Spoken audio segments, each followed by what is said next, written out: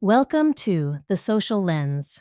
I'm your host, Beatrice Goodwin, and today we're diving deep into something that touches every single one of us: the struggle to fit in. Whether you're listening to this as a teenager navigating high school hallways, a parent watching your child grapple with peer pressure, or an adult still carrying the invisible scars of exclusion from decades past, this episode is for you. We're going to explore the raw, uncomfortable truth about why we desperately want to belong, what it costs us, and ultimately, how this universal struggle shapes who we become. So grab your headphones, find a comfortable spot, and let's begin this journey together. Let me start with a question that might make you uncomfortable. When was the last time you checked your phone after sending a text, waiting for that little response bubble to appear? When was the last time you felt that tiny knot in your stomach when someone didn't immediately respond to your message? That feeling? That's millions of years of human evolution talking. The struggle to fit in isn't some modern teenage phenomenon or social media-induced anxiety. It's written into our DNA, carved into our neural pathways by countless generations who understood one fundamental truth: belonging equals survival. Think about it from an evolutionary perspective. Picture our ancestors on the African savanna thousands of years ago. The lone human wandering outside the tribe wasn't just socially awkward. They were dead. No protection from predators, no shared resources, no collective knowledge about which berries were poisonous. Exclusion was literally a death sentence. And here's what's fascinating. Our brains haven't evolved past this primal fear.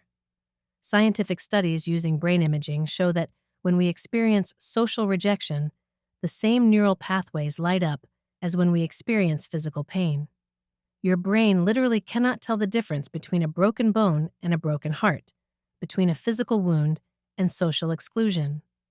In controlled laboratory experiments, researchers have found something remarkable and disturbing. When participants were excluded from even the most meaningless social interactions, simple computer games with strangers they'd never meet, their brains responded as if they were under genuine threat. Even more shocking, this happened even when inclusion in the game would have been disadvantageous to them. The need to belong overrode rational self-interest every single time. This helps explain why that delayed text response feels so threatening, why being left out of a group chat can ruin your entire day, why seeing others together on social media when you weren't invited can trigger such intense emotional pain. Your ancient brain is screaming, "Danger! The tribe is abandoning you. Your survival is at stake." But here's where it gets even more complex. Throughout history, this survival instinct has shaped different groups in different ways. For women, particularly in traditional societies, likability wasn't just nice to have. It was a life-or-death skill. Access to protection, resources, and security often depended entirely on relational approval and social integration. Being liked by the right people, conforming to community norms, navigating social hierarchies successfully. These weren't personality traits, they were survival strategies. Even today, echoes of these historical dynamics continue to influence how we experience exclusion and drive our desperate need to conform.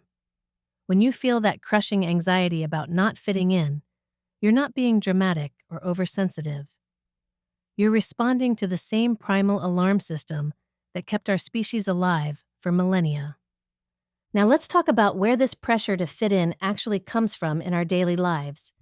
Because while the drive might be evolutionary, the specific ways we experience exclusion are painfully modern and systematically cruel. The struggle to fit in begins early, and it begins with systems designed to create insiders and outsiders. Think about elementary school, middle school, high school. These aren't just educational institutions. They're complex social hierarchies with invisible but rigid rules about who belongs and who doesn't. These systems of exclusion operate on multiple levels. There are the formal ones, the exclusive clubs, the honor societies, the sports teams where only certain people are deemed worthy. But the informal ones are often more devastating. The unspoken dress codes, the lunch table politics, the subtle social norms that determine who gets invited to parties and who gets left behind.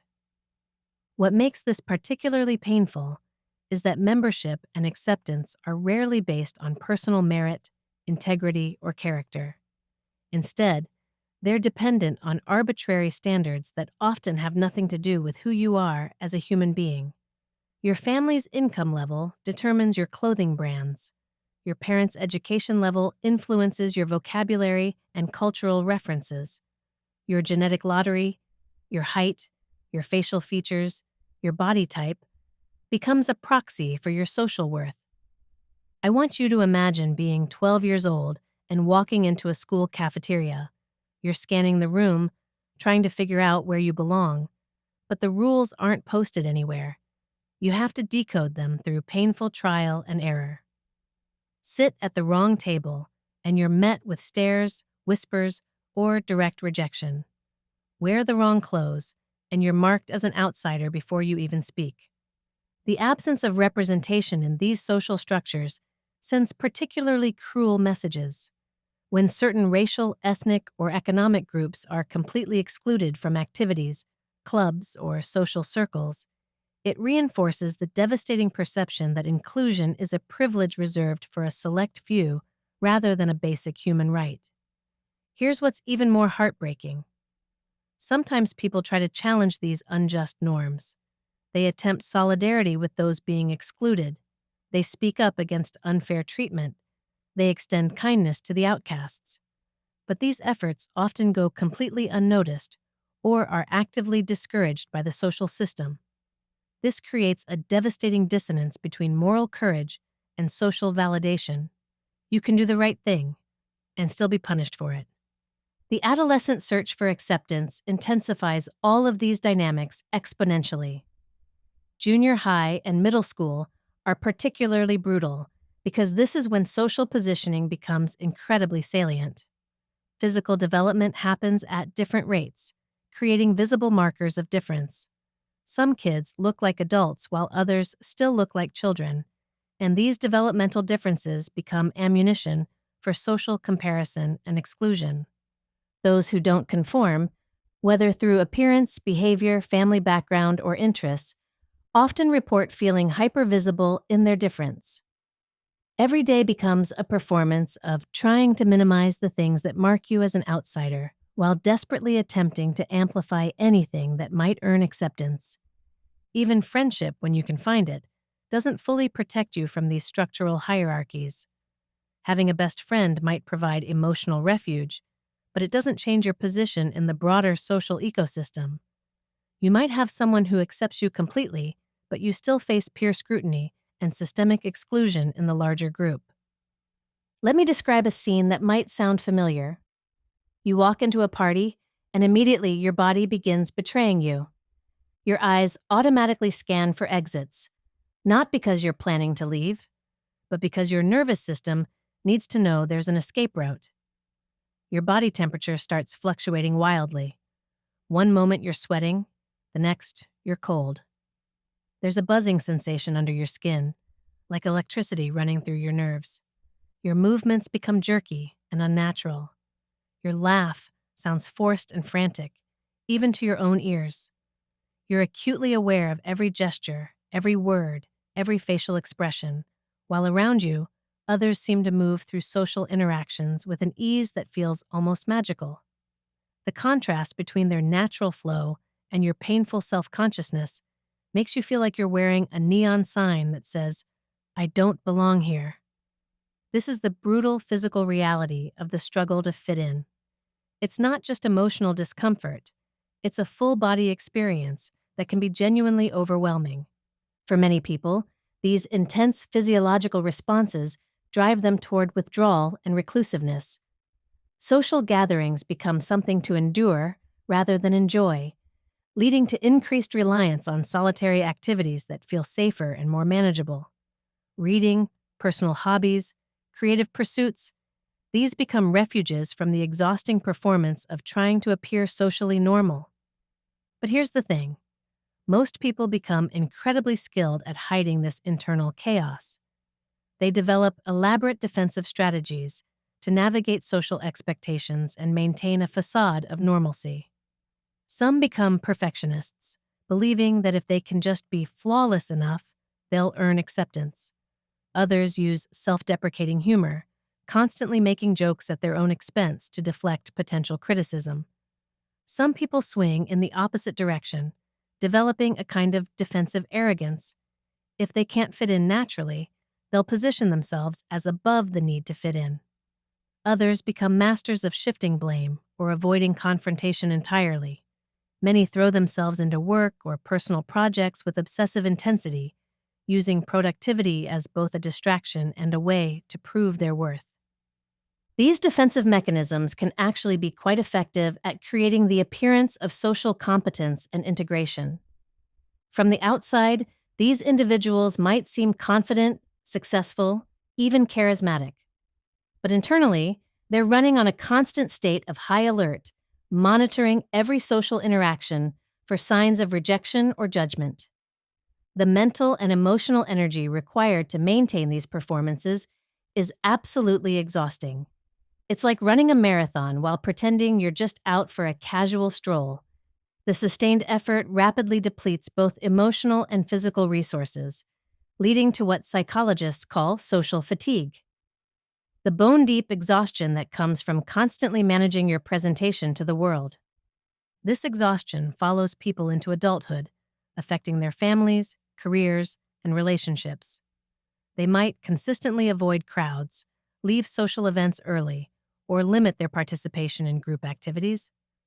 Unfortunately, these behaviors are often misinterpreted by others as antisocial tendencies, laziness, or lack of interest, which completely obscures the underlying reality of sensory overload and social anxiety. The defensive coping mechanisms, developed and refined over years or even decades, become so ingrained that they operate automatically. The person might not even realize anymore that they're constantly working to mask vulnerability and protect their sense of self. It becomes their normal, even though it's utterly exhausting. Adolescence is where the struggle to fit in reaches its peak intensity, and there are profound reasons why this life stage is so particularly brutal when it comes to social belonging. Think about what's actually happening during these years. Adolescents are navigating a massive transition from the relative safety and predictability of childhood into a world that suddenly feels dangerous, unpredictable, and full of unknown challenges. They're moving from complete dependence on family structures toward the terrifying prospect of independence and adult responsibility. This shift generates profound disorientation and vulnerability. Many adolescents describe feeling disconnected, disillusioned, or like they're floating in a liminal space between worlds. No longer children, but not yet adults, with all the confusion and identity crisis that entails. The wider world, which once seemed safely managed by the adults in their lives, now feels like something they'll have to navigate alone. In this context, alignment with peer groups becomes much more than social preference. It becomes a survival strategy with deep evolutionary roots. There's literal safety in numbers. Being part of a group provides protection, reduces individual visibility to potential threats, and offers the security of collective identity when personal identity feels uncertain. This drive to fit in during adolescence is so compelling because it serves multiple crucial functions simultaneously. Group membership offers emotional security and bolsters confidence. It enables collaborative problem-solving and creative exploration. It provides a laboratory for testing different aspects of identity and practicing adult social skills. But here's the double-edged sword.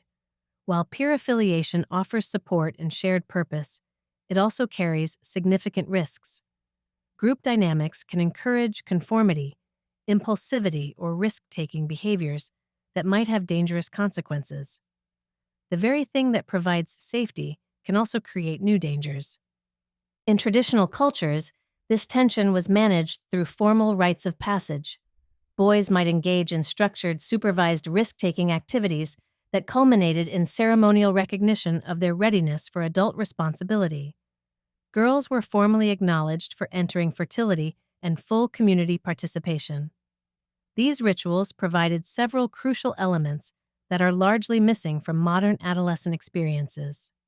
First, they offered structured guidance for navigating the transition to adulthood. Second, they provided clear markers for developmental milestones, so everyone, including the adolescent themselves, knew where they stood in the journey toward adulthood. Third, and perhaps most importantly, they connected adolescents with experienced adult mentors who could provide wisdom, perspective, and support during this turbulent time. In our modern society, many of these transitional frameworks have been diminished or have disappeared entirely. Adolescents often face prolonged periods of uncertainty with limited opportunities for meaningful engagement with experienced adults outside their immediate family. There are no clear markers for when childhood ends and adulthood begins, no formal recognition of growing capabilities and responsibilities. This absence of structured transition can extend adolescence well into the 20s, amplify feelings of insecurity and confusion, and heighten the importance of peer acceptance as virtually the only available source of stability and validation. When adult guidance and formal recognition are missing, peer approval becomes disproportionately important. The result is that modern adolescents often find themselves navigating incredibly complex social landscapes with minimal support and no roadmap. They're trying to figure out who they are, where they belong, and how to become adults, all while managing intense biological changes, academic pressures, and social hierarchies that can be breathtakingly cruel.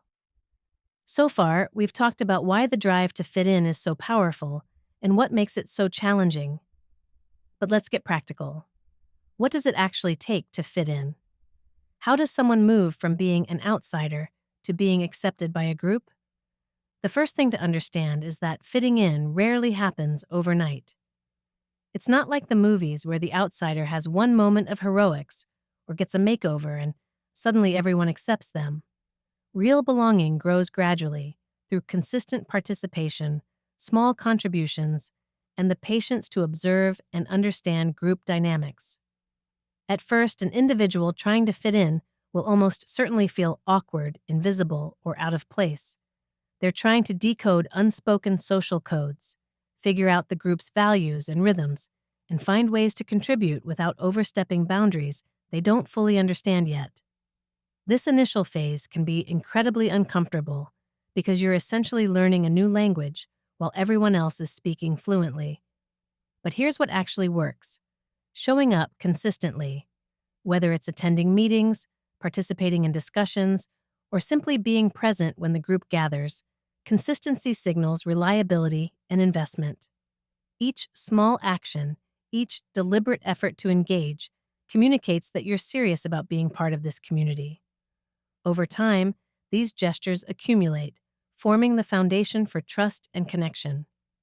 Quiet contributions often matter more than grand gestures.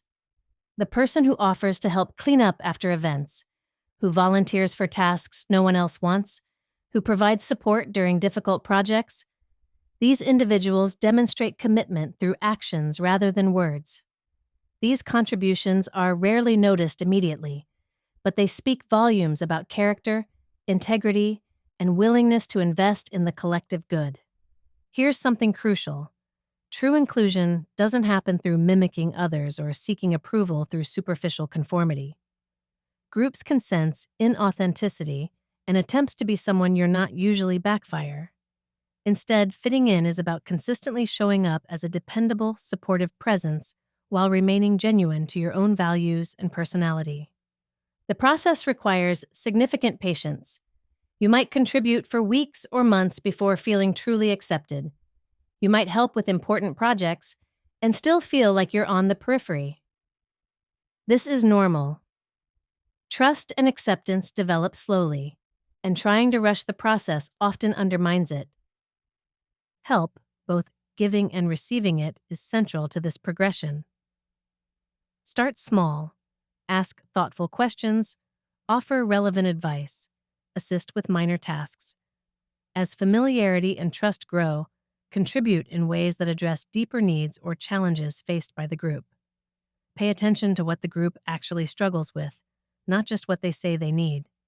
The willingness to step in without being asked, to notice when others are struggling and offer support, signals authenticity and builds reciprocal bonds. When you help someone through a difficult time or contribute to solving a real problem, you're not just being useful. You're demonstrating that you care about the group's well-being beyond your own need to belong. This dynamic transforms superficial social interactions into meaningful relationships. Instead of just trying to be liked, you're building genuine connections based on mutual support and shared investment in the group's success. Now, we come to the heart of the struggle, the tension between being accepted and being authentic. This is where the real growth happens, and where the deepest insights emerge about what belonging actually means. Here's a paradox that many people discover through painful experience. Genuine self-respect and personal boundaries often emerge through the struggle to fit in, not despite it. Sometimes the very process of trying to belong teaches you what you're willing to sacrifice for acceptance, and what you absolutely will not compromise. I want to tell you about moments that might sound familiar. The moment when you realize that participating in certain activities would require you to compromise your core values.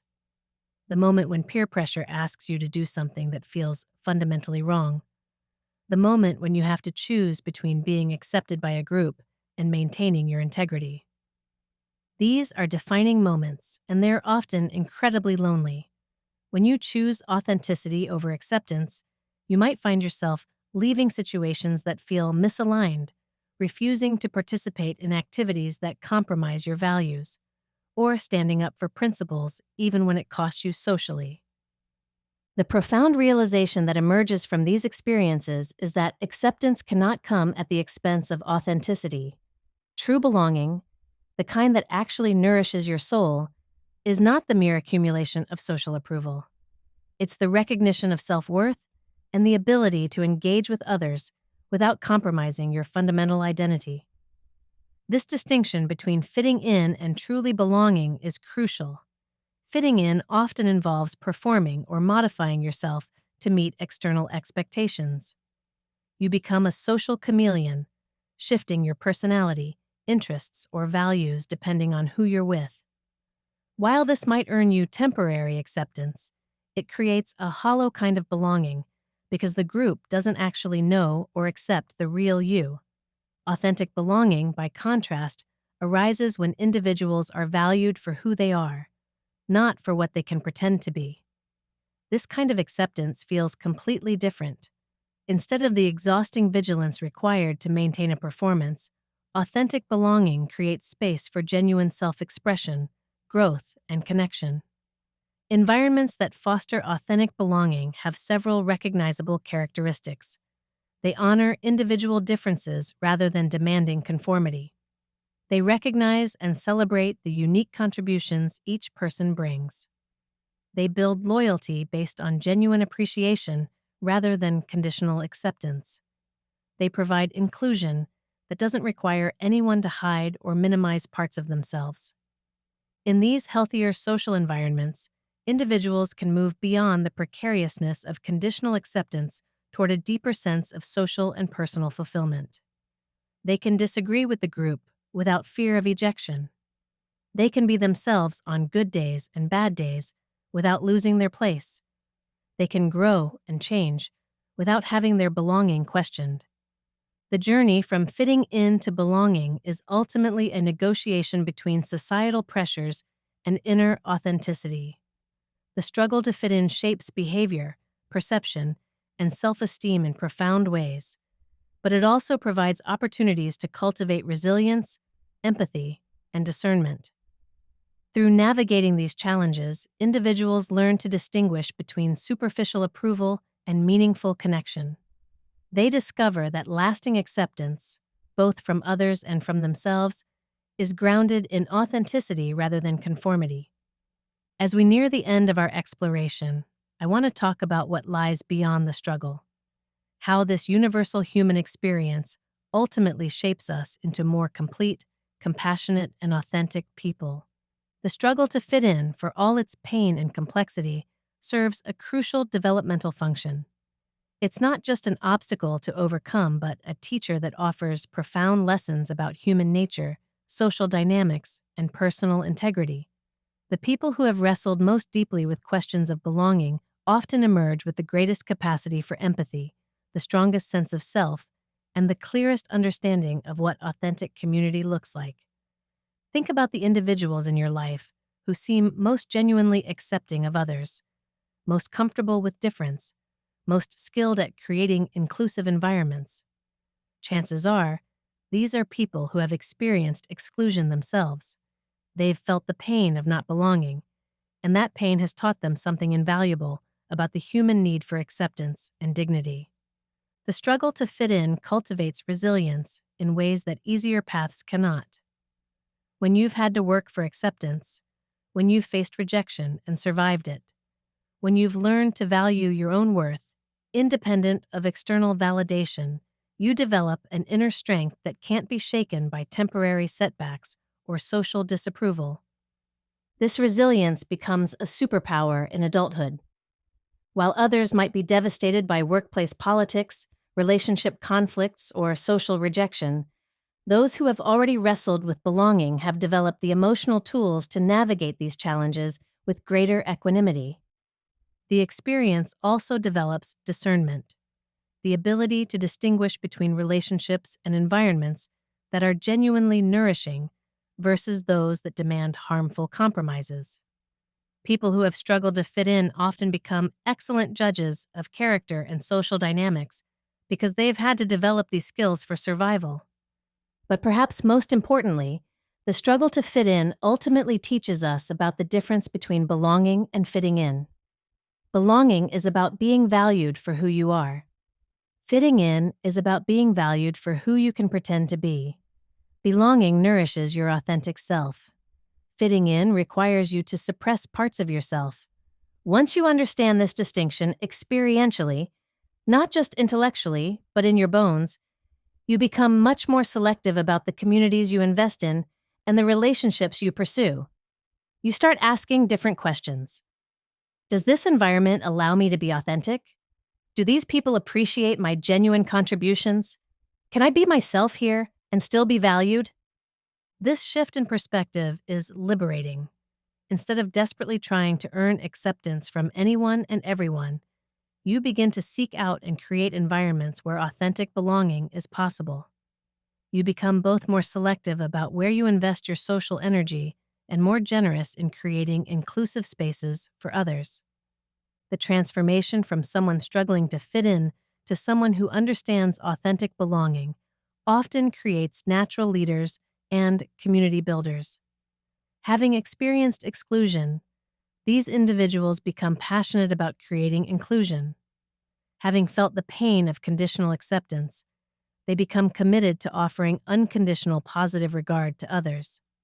Many of the most effective teachers, counselors, coaches, and community leaders are people who have transformed their own struggles with belonging into wisdom that helps others navigate similar challenges.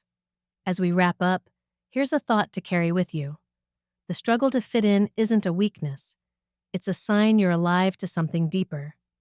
Whether you're the teen at the edge of the lunch table or the adult feeling out of place in a crowded room, this tension between being yourself and being accepted is quietly shaping you. But what if the discomfort you feel today is actually guiding you towards something more real? Not just fitting in, but truly belonging. There's more to this story. Stories of people who turned their pain into empathy, their awkwardness into strength, and found connection not in conformity, but in authenticity. Want to hear the full journey? Download the Skoob app now to unlock the complete episode and explore more stories that help us all feel a little more human. This has been The Social Lens by Skoob, with yours truly, Beatrice Goodwin. If this episode resonated with you, please share it with someone who might benefit from hearing it. And remember, the conversation doesn't end here. We're all still figuring out how to belong authentically in this complex world, together.